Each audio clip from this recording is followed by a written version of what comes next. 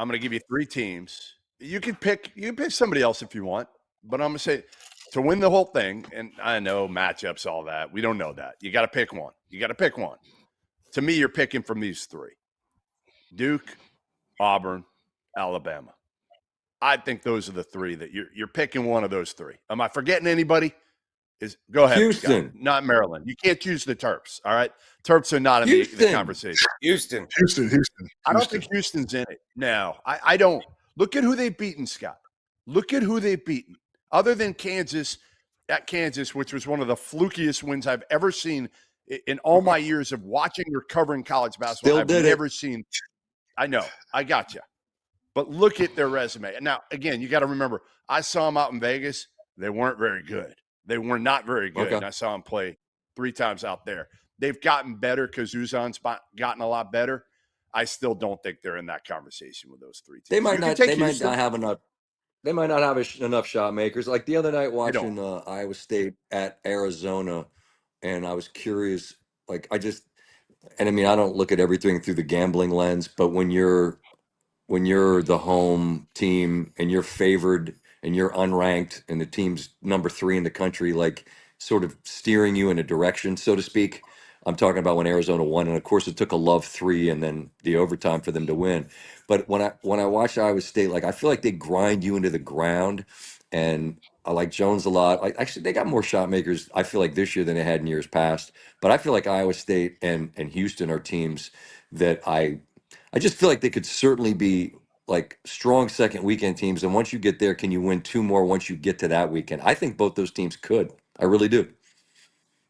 I love Iowa State. I like Iowa State. To be honest, I like Iowa State as well. Iowa State would be my 4th team. They would be, if you said, hey, you got to pick from these 4, I probably should have included Iowa State. But let's do this. Let's play the game of anybody. We're not limiting it to those 3. Who are you taking? We'll start with you, Henson. Who are you taking today? You got to put all that money you made in the league. You got to put it on somebody. Who are you putting it on?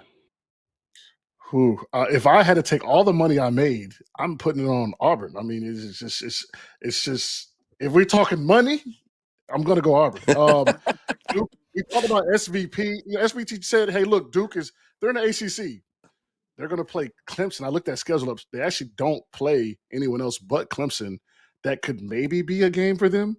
So, they might run through the ACC tournament, and then second weekend they might get an underachieving Vanderbilt team, right? That it's Vanderbilt is 7, 8, 9, and then now what, right? Like Vanderbilt's tough, and the iron has been sharpened, as SPV said with the SEC. The iron has been sharpened all year, so Duke is not going to scare any SEC team. I promise.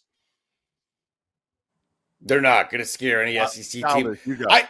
I would love to see if we have Alabama on this side of the bracket, and then you got Auburn on this side of the bracket. Then they meet at the end in San Antonio.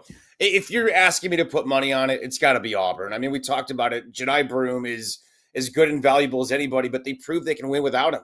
I mean, that's the thing that this team showed us here in recent memory over the last couple of weeks. They were winning games in a league that is such a bitch, and they were doing it without him. And they got, Mazzara, they got Jones, they got Pettiford off the bench, they got Hudson, they got Johnson, they got dudes they can throw at you. Like John just said, inside, outside, they can beat you off on the transition. If you're going to bet on one team right now, I think it's got to be Auburn. But wouldn't it be something? Bama here, Auburn here, and they meet at the end. Scott, who you got? It's hard not to land on Auburn as well. I do really love Alabama. Their ability to, I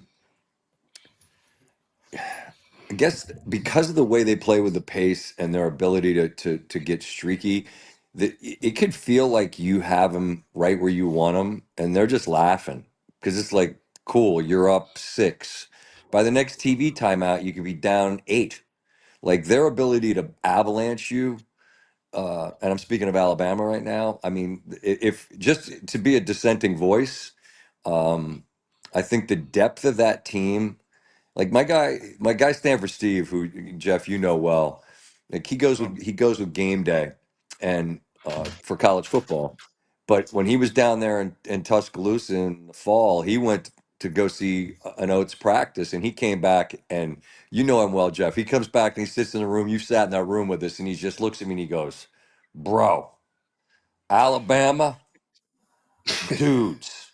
Okay. And I'm like, I said, "Go ahead." And he's like, "It's just one after another with them." Yeah, And yeah. I mean, I just watched them tonight beat like a Mississippi State team that I don't know how many teams they would have lost to tonight, but it ain't many.